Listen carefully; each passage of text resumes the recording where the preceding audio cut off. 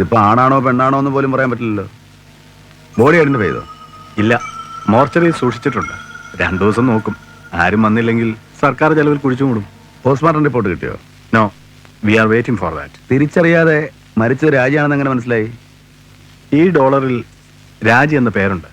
ജഡത്തിന്റെ അറിഞ്ഞാണത്തിൽ നിന്ന് കിട്ടിയതാ.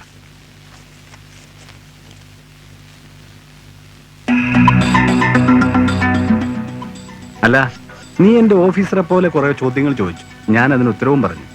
എന്താ നിന്റെ വരവിന്റെ ഉദ്ദേശം? എന്തിനാ ഈ ചോദ്യങ്ങൾ? അതിപ്പോഴാണ് ചോദിക്കുന്നത്. ചോദ്യം അവസാനമായിപ്പോയി. എങ്കിലും കാര്യം പറ.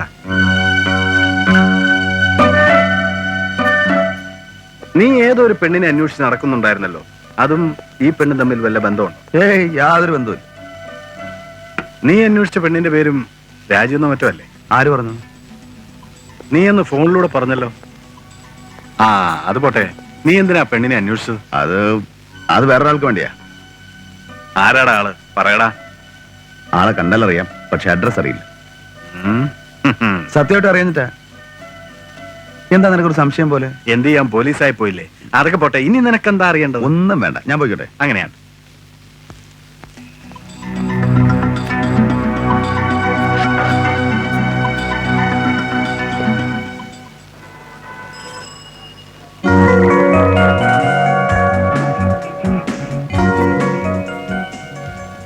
വരാം.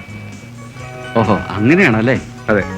ഞാൻ അവിടെ ചെന്ന് അന്വേഷിച്ചപ്പോ നിങ്ങളെ കണ്ടില്ല. ആ, എന്തൊക്കെയുണ്ട് ഗോപി വിശേഷം? അങ്ങനെ കഴിയുന്നു. വീട്ടിലെല്ലാവർക്കും സുഖം തന്നെ? പിന്നെ കാണാം. ഞാൻ വരാം.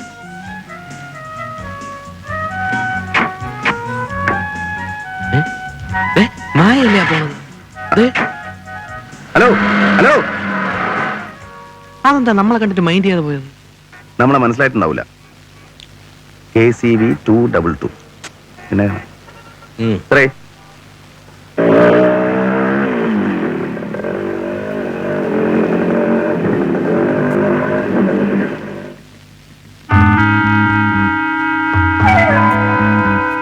ഇത് ഭയങ്കര വീടാണല്ലോ. ഇത് മിസ്റ്റർ ശങ്കരമാന്റെ വീടല്ലേ? അതെ. ഇവിടെ ആരൊക്കെ ഉണ്ട്? താനേതാ? LIC. LIC? ആ, LIC പോലീസിൽ ആളെ ചേർപ്പിക്കാൻ. പോലീസിലോ? ചുമ്മാ ഒരു വളി പഠിച്ചാണ് അച്ഛനെ. ആരൊക്കെ ഉണ്ട് ഇവിടെ? അതാ വീട്ടിലുള്ളവരോട് ചോദിച്ചാൽ മതി. ആരാ? എന്ത് വേണം?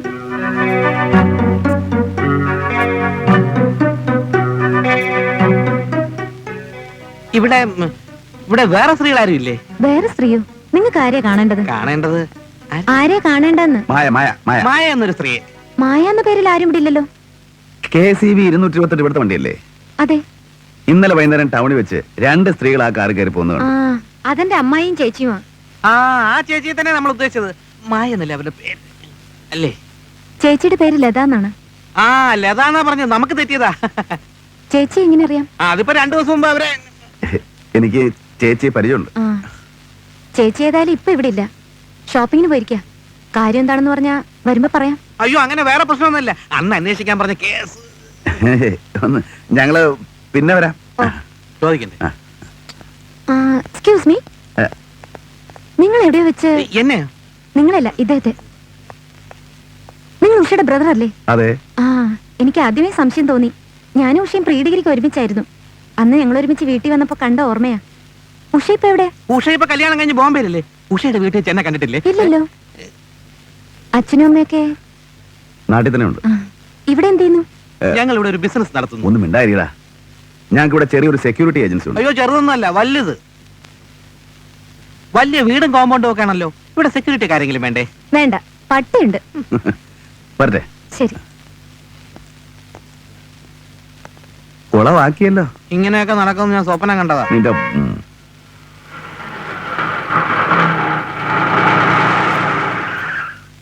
KCV 222. മറ്റേ വണ്ടി.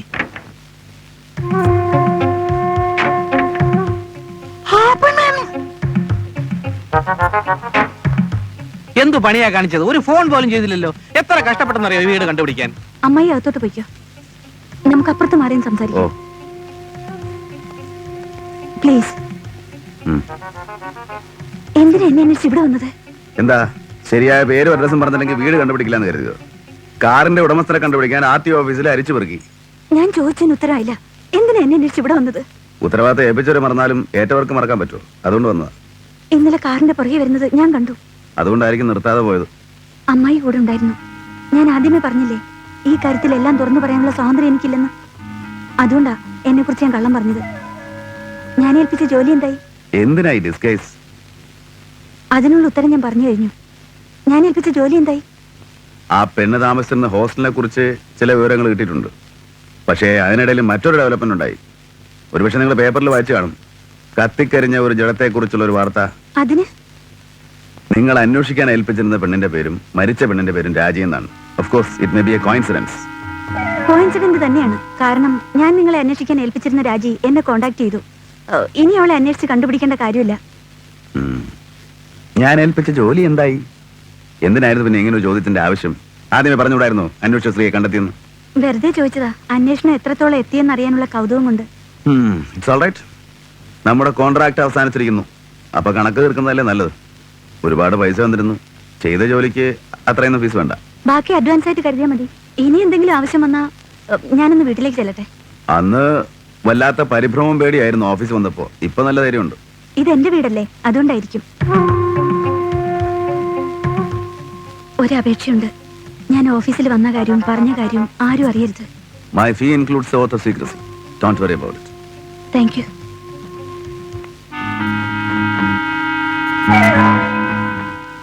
നീ കൊണ്ടുവരുന്ന ഓരോ പുലിവാലികൾ കേറാണ്ടില്ല.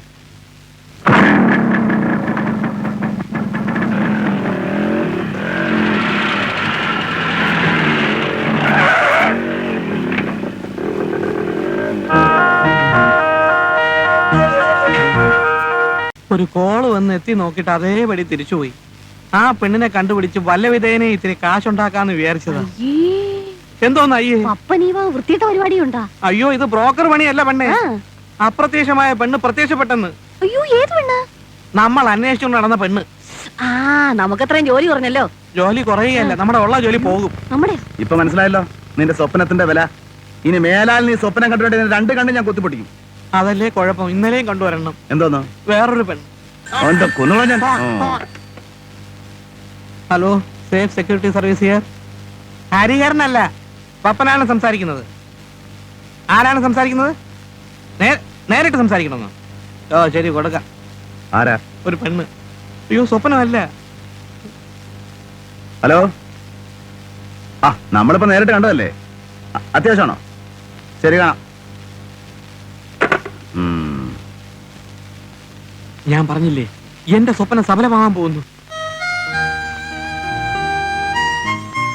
വിളിച്ചു വരുത്തിട്ടൊന്നും ചോദിക്കാതിരുന്ന എന്താ അതിന്റെ അർത്ഥം? അതോ ചോദിക്കാനുള്ള ചോദ്യം മറന്നുപോയോ? സ്റ്റാർട്ടിങ് ട്രബിൾ അല്ലേ? എന്നാ ഞാൻ തന്നെ പറയട്ടെ, എന്താ ചോദിക്കാൻ ഉദ്ദേശിച്ചെന്ന്. ചേച്ചിയും ഞാനുമായിട്ട് എന്താണ് ബന്ധം? ഞാൻ ചേച്ചിയെ കാണാൻ വന്നത് എന്തിനാണ്? ഇതല്ലേ ഉദ്ദേശിച്ചത്? ഏതായാലും നിങ്ങൾ തെറ്റിദ്ധരിക്കുന്ന രീതിയിലുള്ള ബന്ധമൊന്നും ഞങ്ങൾ തമ്മിലില്ല. It was only a business relationship. അത് അവസാനിക്കുകയും ചെയ്തു. എന്ത് ബിസിനസ്സാ? അത് അനിയത്തിയോട് പറയാനുള്ള സ്വാതന്ത്ര്യം എനിക്കില്ല. പ്ലീസ്, അതെനിക്കറിയണം. എന്താ ഇത്ര നിർബന്ധം? ചേച്ചി കുറച്ചു ദിവസമായിട്ട് വളരെ ഇൻഡിഫറന്റ് ആണ്. എന്തിനേക്കോ ഭയപ്പെടുന്ന പോലെയാണ് പെരുമാറ്റം. എത്ര ചോദിച്ചിട്ടും ഒന്നും പറയുന്നുമില്ല. ഒരു പക്ഷെ നിങ്ങളോട് ചോദിച്ചാൽ അറിയില്ല എന്ന് ഞാൻ പറയും. കാരണം എനിക്ക് അറിയില്ല. തന്നെ ചിലപ്പോ വല്ല ലവ് ഫെയിലിയറോ മറ്റാണോ? ചേച്ചേ, നെവർ, ഒരിക്കലുമില്ല. ചേച്ചിയുടെ എൻഗേജ്മെന്റ് വരെ കഴിഞ്ഞു. ഗോപിയേട്ടൻ ലണ്ടനിൽ മെഡിസിൻ പഠിച്ചുകൊണ്ടിരിക്കുക. ഉഷയുടെ ബ്രദർ ആയതുകൊണ്ടാണ് ഞാൻ ചോദിച്ചത്. അറിയാവുന്ന കാര്യമല്ലേ ഉഷയുടെ ബ്രദറിന് പറയാൻ പറ്റൂ. അച്ഛൻ എന്താ അസുഖം? ഒരു മേജർ അറ്റാക്ക് കഴിഞ്ഞ് റിക്കവറായി വരുന്നേ ഉള്ളൂ. നിങ്ങൾ രണ്ട് മക്കളെ ഉള്ളോ? ഞങ്ങൾ ഇറങ്ങുന്ന സമയത്താണ് നമ്മുടെ കാറിൽ വന്നതാരാ? സുരേഷ്, അച്ഛന്റെ ചേട്ടന്റെ മകൻ. ഓ, അത് ശരി. രാജി. ഈ പേര് കേൾക്കുമ്പോൾ മാലിക്ക് നിങ്ങൾ തോന്നുന്നുണ്ടോ? രാജി? ഇല്ല. എന്താ ചോദിച്ചത്? ഫോർഗെറ്റ് ഇറ്റ്, വെറുതെ വെച്ചതാ. എന്താ ബിസിനസ് എന്ന് പറഞ്ഞില്ല. ഞാൻ പറഞ്ഞില്ലേ, സെക്യൂരിറ്റി സർവീസ്. അതല്ല ഞാൻ ചോദിച്ചത്. ഓ, ചേച്ചിയുടെ കാര്യം. അത് പറയാനുള്ള സ്വാതന്ത്ര്യം എനിക്കില്ലാന്ന് ഞാൻ പറഞ്ഞു കഴിഞ്ഞു. See you.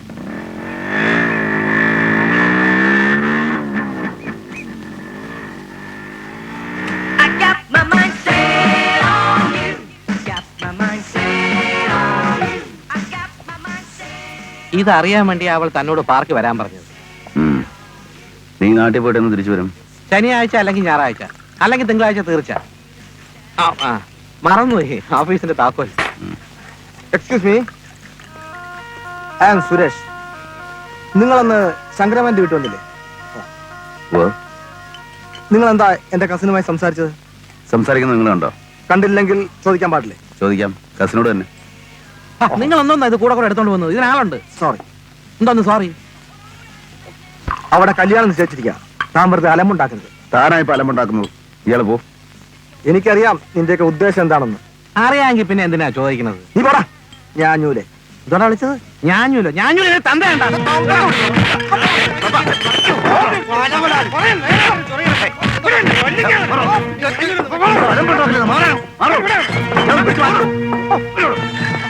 ആരെങ്കിലും വന്ന് എന്തെങ്കിലും പറഞ്ഞു എന്ന് വിചാരിച്ച് വെറുതെ കിടന്ന് വഴക്കുണ്ടാക്കണോ? ആരായാലും ശരി, എന്നെ ഞാഞ്ഞൂലെന്ന് വിളിച്ചാൽ ഞാൻ വെറുതെ വിടത്തില്ല. എന്റെ തന്തയായാലും ശരി. കൊണ്ടുപോകാൻ വേണ്ടി ലാർജ്.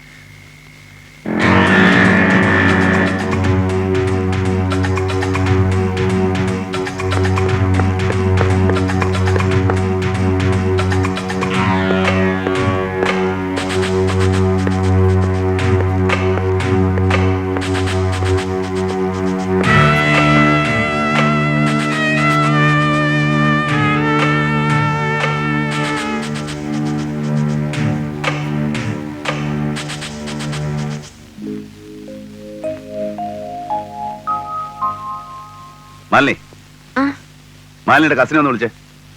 കസിനോ? സുരേഷാണോ? അതെ. സുരേഷ് ഇവിടെ അല്ലല്ലോ താമസിക്കുന്നത്. എന്താ കാര്യം? എന്താ സംഭവിച്ചത്? അയാളോട് കാര്യം ചോദിക്കാനുണ്ടായിരുന്നു. എന്താ കാര്യം എന്ന് എന്നോട് പറഞ്ഞൂടെ? ഇന്നലെ ബാറിൽ വെച്ച് സുരേഷിനെ ഞാൻ കണ്ടിരുന്നു. ആവശ്യമില്ലാതെ ഒന്നും രണ്ടും പറഞ്ഞ് എന്റെ മെക്കിട്ട് കയറി. രാത്രി ഫ്ലാറ്റിൽ വെച്ച് ആരോ എന്നെ ആക്രമിച്ചു. എന്റെ ഓഫീസ് ആകെ നാശാക്കി. സുരേഷ് ആണോ അതിന്റെ പിന്നിലെന്ന് എനിക്കൊരു സംശയം. അതറിയാൻ ഞാൻ വന്നത്. സുരേഷ് വരുമ്പോ ഞാൻ പറയാം. ആരാ മഞ്ഞത്? ഇത് മിസ്റ്റർ ഹരിഹരൻ, എന്റെ ക്ലാസ്മേറ്റ് ആയിരുന്ന ഉഷയുടെ ബ്രദറാ. ഇത് ഡോക്ടർ മോഹൻ, ഞങ്ങളുടെ ഫാമിലി ഡോക്ടറാ. സുരേഷ് ആണ് ഇതിന്റെ പിന്നിലെങ്കിൽ അവനതിന് കനത്ത വില കൊടുക്കേണ്ടി വരുമെന്ന് പറഞ്ഞേക്കും. പറ്റേ? എന്താ മഞ്ഞ പ്രശ്നം? ആ പറയാം.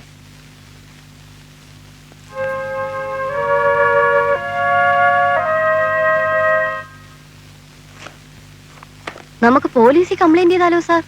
കംപ്ലൈന്റ് ചെയ്തിട്ട് എന്ത് ചെയ്യാനാ? അവർ വന്ന് എന്തെങ്കിലും ഒന്ന് കാണിച്ചിട്ടങ്ങ് പോകും.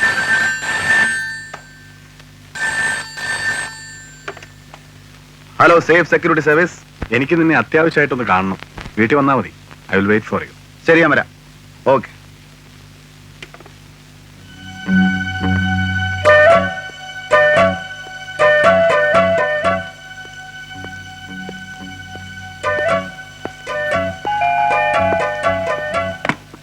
ആ, നീ എത്തിയോ? വാ.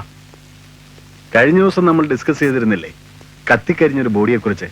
ബ്രോഡ്വേയിലുള്ള ഒരു സ്വർണ്ണക്കടക്കാരൻ ആ ബോഡി തിരിച്ചറിഞ്ഞിട്ടുണ്ട്. അവളുടെ പേര് രാജ്യം തന്നെയാണ്.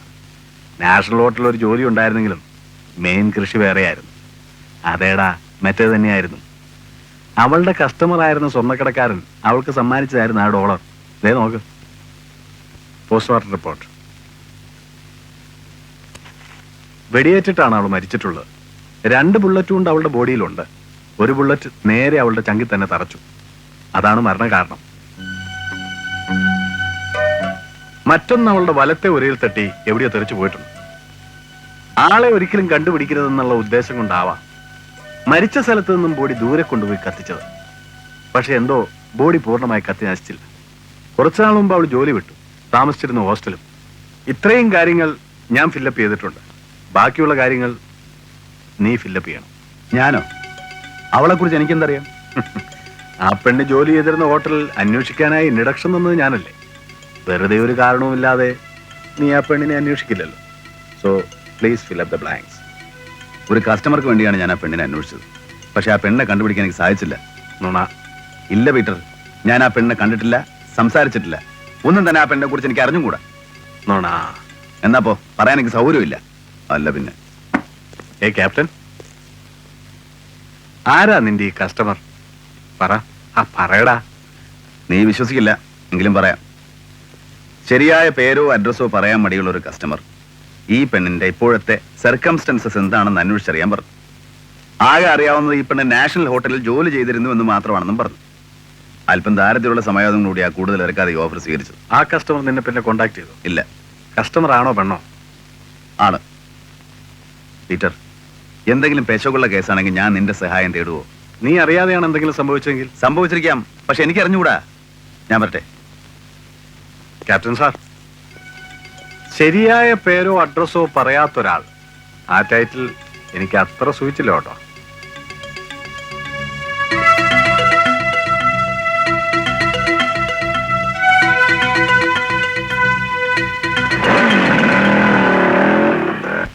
അല്പം ബുദ്ധിമുട്ടിയിട്ടാണെങ്കിലും മനസമാധാനത്തോടെ ഒരു സ്ഥാപനം നടത്തി വന്നിരുന്ന എന്നെ നിങ്ങളെ നിർബന്ധിച്ച് പുലിവാലി പിടിപ്പിച്ചു. അതിപ്പോ എനിക്ക് വിനയായി. അതിനിപ്പോ എന്ത് സംഭവിച്ചു? നമ്മുടെ കോൺട്രാക്ട് അവസാനിച്ചില്ലേ? അത് അവസാനിച്ചു.